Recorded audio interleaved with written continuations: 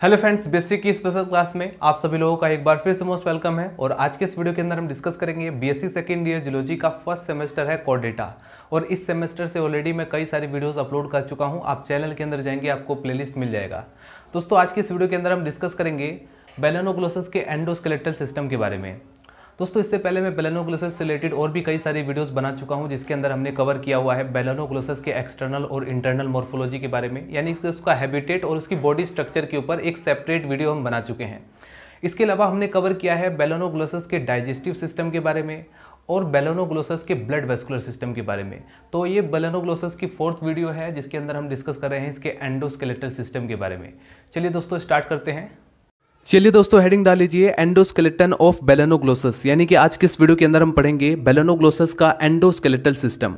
दोस्तों, किसी भी एनिमल की बॉडी के अंदर स्केलेटल सिस्टम क्या फंक्शन करता है? एक तो उसकी बॉडी को एक शेप प्रोवाइड कराता है, यानी कि किसी भी एनिमल का जो शेप होता है वो उसके स्केलेटल सिस्टम पर डिफाइन करता है कि उसका एंडोस्केलेटल सिस्टम किस तरह का है। उसी तरीके से एंडोस्केलेटल सिस्टम का जो मेन फंक्शन होता है वो बॉडी को सपोर्ट करना, चलने फिरने में मदद करना, ये सब फंक्शन होता है एंडोस्केलेटल सिस्टम का। दोस्तों, एंडोस्केलेटल सिस्टम यानी कि हम यहां पर बात कर रहे हैं इंटरनल, यानी कि जैसे फॉर एग्जांपल हम ह्यूमन बॉडी की बात करें तो हमारी बॉडी के अंदर हड्डियां होती हैं, ठीक है। हमारी जो हड्डियों को बना जो पूरा स्केलेटल सिस्टम है दोस्तों, वो अंदर हमारी बॉडी के अंदर प्रेजेंट है, यानी कि वो आंतरिक रूप से, इसलिए हम बोलते हैं एंडो। दोस्तों, कुछ स्केलेटल सिस्टम बाहरी भी होता है, जैसे फॉर एग्जांपल नाखून, बाल, या गाय भैंस के अंदर आपने देखा होगा सींग होती है, हॉर्न्स होते हैं, तो वो सब क्या है? एक्सोस्केलेटल सिस्टम। तो इसी तरीके से स्केलेटल सिस्टम को हम दो भागों में डिवाइड करते हैं, एक होता है एक्सोस्केलेटल सिस्टम, एक होता है एंडोस्केलेटल सिस्टम। और जैसा कि आप टॉपिक देख रहे हैं कि आज हम पढ़ने वाले हैं बेलेनोग्लोसस का एंडोस्केलेटल सिस्टम, ठीक है। तो आइए स्टडी करते हैं। दोस्तों, यहाँ पर 3 डायग्राम्स बनेंगे आपके, ठीक है। दोस्तों, बेलेनोग्लोसस की जो एंडोस्केलेटल सिस्टम अगर आप देखेंगे तो आपको कोई डेफिनेट किसी कार्टिलेज या बोन्स का बना हुआ स्ट्रक्चर या बोन्स ये नहीं पाई जाती, ठीक है। इसलिए नोट करेंगे, in Balanoglossus there is no definite endoskeletals but there are 4 structures of supporting nature. दोस्तों, इसके अंदर जो है 4 स्ट्रक्चर्स होती हैं जो इसकी बॉडी को सपोर्ट प्रोवाइड करती हैं, यानी कि इसमें कोई डिफरेंट या फिर एक अलग से कोई बोन्स या फिर कार्टिलेज का बना हुआ स्ट्रक्चर्स नहीं पाया जाता है, ठीक है। एक अलग अलग स्ट्रक्चर पाई जाती है दोस्तों, कुछ काइटिन्स की बनी होती है, वो क्या करेंगी? इसकी बॉडी को सपोर्ट प्रोवाइड कराती हैं। तो इसलिए नोट करेंगे, in Balanoglossus there is no definite endoskeleton but there are 4 structure of a supporting nature and they are buccal diverticulum, proboscis skeleton, branchial skeleton and pygochord. तो दोस्तों, ये 4 ऐसी स्ट्रक्चर हैं जिनको हमें पढ़ना होता है। ये एग्जाम पेपर में 5 नंबर में या 3.5 नंबर में कभी भी लॉन्ग क्वेश्चन में नहीं पूछा जाता। जनरली आप देखेंगे एमएससी में जरूर पूछ ले, लेकिन बीएससी के अंदर ये लॉन्ग क्वेश्चन में नहीं पूछा जाता। जब भी पूछा जाएगा आपसे 2 नंबर में या 3.5 नंबर में या 5 नंबर में, ठीक है। तो नोट करेंगे, सबसे पहले हम डिस्कस करेंगे दोस्तों बक्कल डाइवर्टिकुलम के बारे में, ठीक है। ये क्या है? ये एक एंडोस्केलेटल सिस्टम है और इसी तरह से हमें 4 एंडोस्केलेटल सिस्टम बेलेनोग्लोसस की बॉडी के अंदर हमको स्टडी करना है। तो आइए स्टार्ट करते हैं। नंबर फर्स्ट है बक्कल डाइवर्टिकुलम।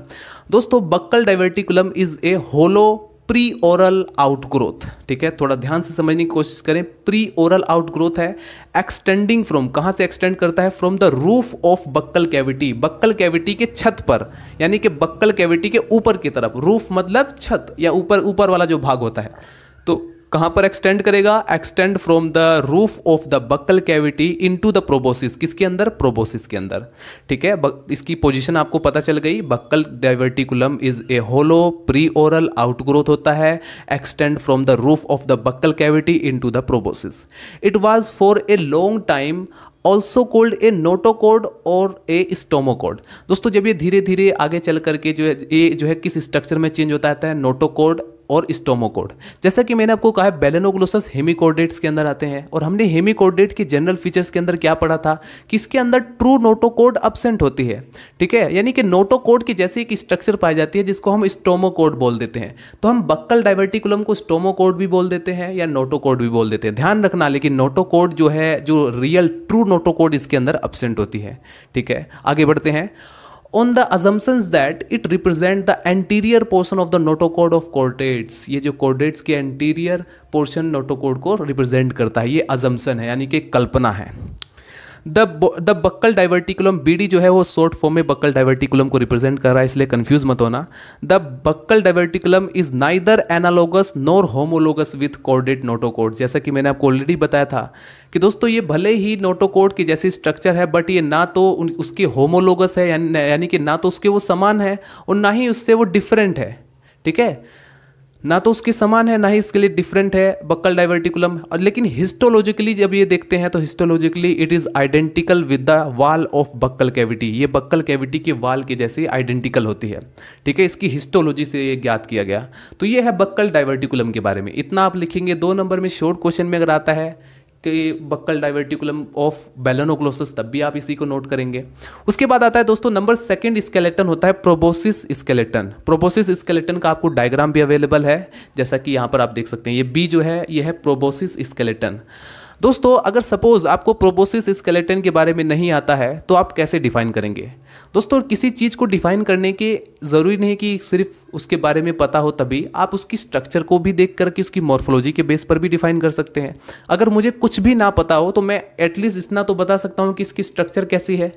ठीक है, ये भी हमको पता है कि हाँ ये स्केलेटन है। दूसरा ये भी हमें पता है कि ये देख सकते हैं, अगर आप इसको लेटर में देखें तो ये उल्टा वाई यानी कि वाई शेप में आपको दिखाई देगा।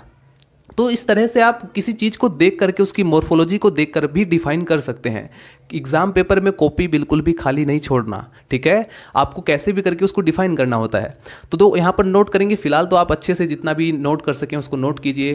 प्रोबोसिस स्केलेटन के बारे में हम डिस्कस कर रहे हैं। इसकी स्ट्रक्चर को देखें तो ये है मीडियन प्लेट, और ये जो आपको नुकीली चीज़ दिखाई दे रही है इसको हम बोलेंगे वेंट्रल कील। ये थोड़ा ग्रोथ कर जाती है और बना लेती है दोस्तों वेंट्रल कील।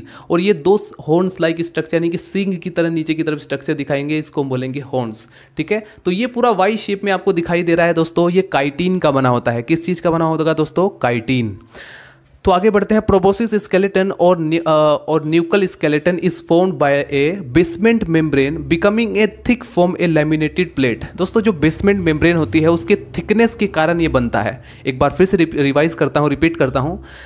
प्रोबोसिस स्केलेटन और न्यूकल स्केलेटन इज फॉर्म्ड, कैसे बनता है? By the basement membrane becoming thick. जो बेसमेंट मेम्ब्रेन होती है वो थिक हो जाती है यानी कि मोटी हो जाती है, to form a laminated plate, और एक लैमिनेटेड प्लेट बनाती है। Understand? Which from which arise, इससे क्या अराइज होते हैं? 2 हॉर्न्स और कॉर्नुआ। दोस्तों इससे 2 हॉर्न्स अराइज होते हैं यानी कि निकलते हैं। The plate usually has a mid ventral कील।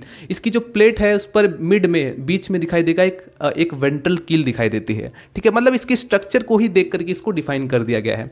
बाकी की थिंग्स क्या है? The proboscis skeleton lies in the proboscis stock. हमें यह भी बताना होगा आखिर ये इसकी बॉडी में कहाँ से कहाँ तक लाई करती है, यानी कि कहाँ से कहाँ तक इसकी जगह है, कितना स्पेस ये जो है कवर करती है इसकी बॉडी के अंदर, बेलेनोग्लोसस की बॉडी के अंदर। So the proboscis skeleton lies in the proboscis stalk while it's horn extend into the roof. कहाँ तक के? इसकी छत तक के, जिसका जो हॉर्न्स होता है वो जो है छत तक ऑफ बक्कल कैविटी की छत तक एक्सटेंड करता है। ठीक है, एक बार फिर से रिपीट कर देता हूँ ताकि अच्छे से याद आ जाए।